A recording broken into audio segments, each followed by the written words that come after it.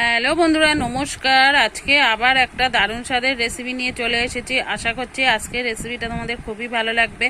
ভালো লাগলে অবশ্যই লাইক কমেন্ট শেয়ার করবে। আর যে সকল বন্ধুরা এখনও আমার চ্যানেলটাকে সাবস্ক্রাইব করনি, অবশ্যই সাবস্ক্রাইব করে দিদিটাকে সাপোর্ট করো আর আমারই ফ্যামিলির একজন সদস্য হয়ে যাও।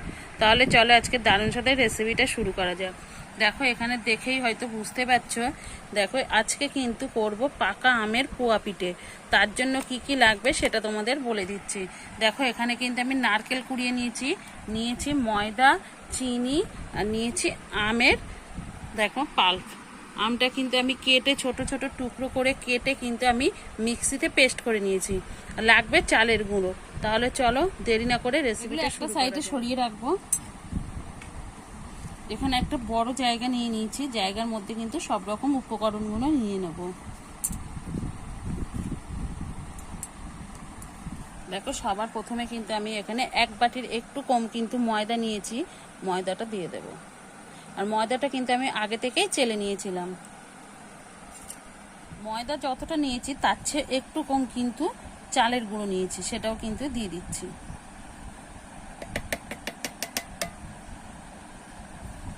এবারে দিয়ে দিচ্ছি কিন্তু এই যে দেখো, বাটির মধ্যে মেপে নিচ্ছি।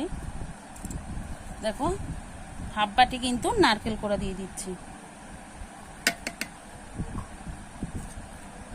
এক বাটি চিনি। তোমরা মিষ্টিটা বুঝে শুনেই কিন্তু দিয়ে নেবে।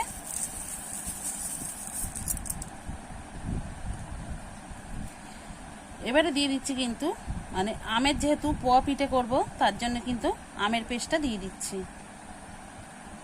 আর আমটা কিন্তু একটু মিষ্টি দেখেই নেবে। আমটা কিন্তু মিষ্টি হলেই কিন্তু পোয়া পিঠেটা ভালো হবে। টক হলে কিন্তু একদম কিন্তু ভালো লাগবে না খেতে। আমি এখানে কিন্তু দুটো হিমসাগর আম নিয়েছি, তোমরা চাইলে কিন্তু হিমসাগর আমটাও নিতে পারো।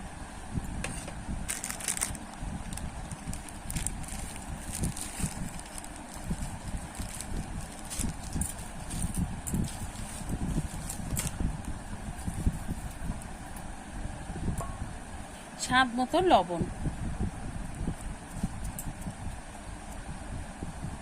এবার একটা হুইস্ক দিয়ে আমি কিন্তু একটু মিশিয়ে নিচ্ছি।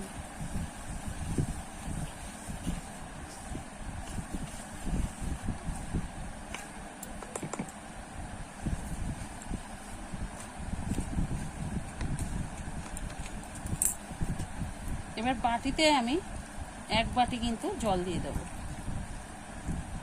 একসঙ্গে কিন্তু বেশি জল দেওয়া যাবে না, তাহলে কিন্তু ব্যাটারটা হালকা হয়ে গেলে হবে না।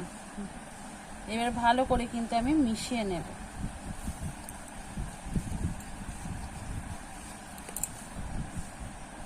যেহেতু চিনিটা আমি গোটা দিয়েছি, চিনিটা গলতে সময় লাগবে। আমি ভালো করে কিন্তু ফেটিয়ে নেব। যত ভালো কিন্তু ফেটানো হবে পোয়া পিঠেটা কিন্তু খুব সুন্দর ভালো ফুলবে বা নরমও হবে। এইভাবে আমি বেশ কিছুক্ষণ ধরে কিন্তু বেশ কিছুক্ষণ ধরে দেখো ফেটিয়ে নিয়েছি। একটুও কিন্তু চিনিটা কিন্তু দানা দানা নেই, চিনিটা কিন্তু খুব ভালো মতো কিন্তু মিশে গেছে বা গলে গেছে। দেখো, এইভাবে কিন্তু আমি অনবরত 2 মিনিট কিন্তু ফেটিয়ে নিয়েছি। আর এর থিকনেসটা দেখেই কিন্তু তোমরা বুঝতে পারছো, খুব বেশি কিন্তু পাতলা বা খুব বেশি কিন্তু মোটাও না। এরকমই কিন্তু একটা ব্যাটার তৈরি করে নিতে হবে। দেখেই তো বুঝতে পারছো করছে। দেখো, আমি আবার তোমাদের পরেও দেখিয়ে দেবো কিরকম থিকনেসটা গুলে নিতে হয়। আমি আর একটু কিন্তু ফেটিয়ে নেব।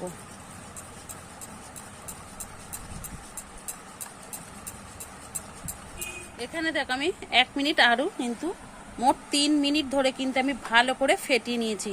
আর এখানে তো আমি জল দিয়ে গুলেছি, তোমরা চাইলে কিন্তু লিকুইড দুধ দিয়েও কিন্তু ব্যাটারটা গুলে নিতে পারো, তাতে কিন্তু খেতে আরও বেশি ভালো লাগবে। আর এখানে কিন্তু তোমরা এখন কিন্তু একটু মৌরি দিয়ে দিতে পারো, দিলে মুখে পড়লে খাওয়ার সময় কিন্তু বেশ ভালো লাগবে। কিন্তু আমি এখানে দিলাম না, তোমরা চাইলে কিন্তু মৌরিটা দিতেই পারো। আমার কিন্তু ব্যাটারটা একদম কিন্তু ফেটানো রেডি হয়ে গেছে। এবারে একটা পাত্রে মানে ঢেকে একটু সাইডে সরিয়ে রেখে দেব। আমি কিন্তু এইদিকে উনুনটা ধরিয়ে কড়াই বসিয়ে দিয়েছি। কড়াইয়ের মধ্যে কিন্তু পরিমাণ মতো তেলটা দিয়ে দিচ্ছি। ওইদিকে তেল গরম হতে হতে ব্যাটারটা কিন্তু খুলে দেখে নেব। দেখেই বুঝতে হচ্ছে ঘনত্বটা কিরকম। এরকমই কিন্তু ঘনত্ব একটা ব্যাটার তৈরি করে নিতে হবে। এই যে দেখো, একটু এইভাবে নাড়িয়ে নেব। দেওয়ার সময় কিন্তু একটু এরকম ঘুঁটে তারপরে কিন্তু কড়াই দিতে হবে। দেখো তো থিকনেসটা কিরকম, দেখেই তোমরা বুঝতে পারছো। এরকমই কিন্তু একটা ব্যাটার গুলে নিতে হবে। এদিকে কিন্তু তেলটা ভালো মতো গরম হয়ে গেছে।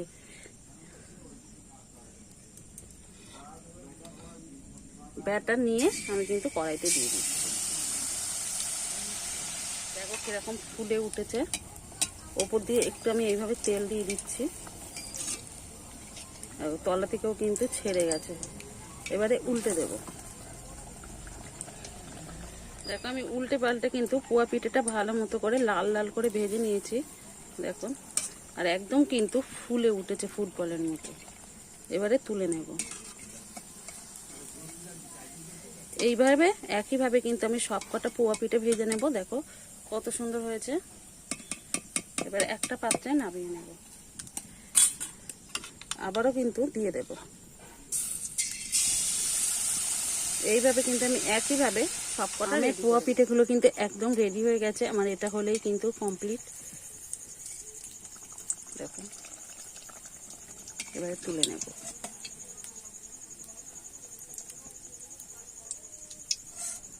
দেখো এখানে কিন্তু আমি এক বাটি কিন্তু পোয়া পিঠে ভেজে নিয়েছি।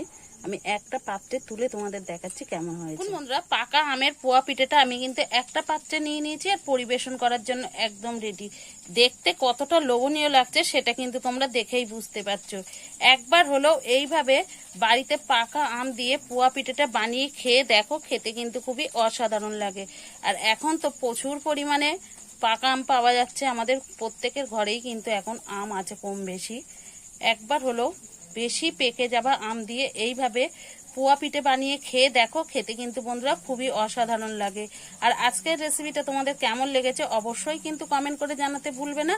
ভালো লাগলে লাইক করে বন্ধুদের মধ্যে শেয়ার করার অনুরোধ রইল। তাহলে চলো আজকের মতো রেসিপিটা এখানেই শেষ করছি। আবার নতুন কোনো রেসিপির সঙ্গে দেখা হবে। ততক্ষণে ভালো থাকবে, সুস্থ থাকবে।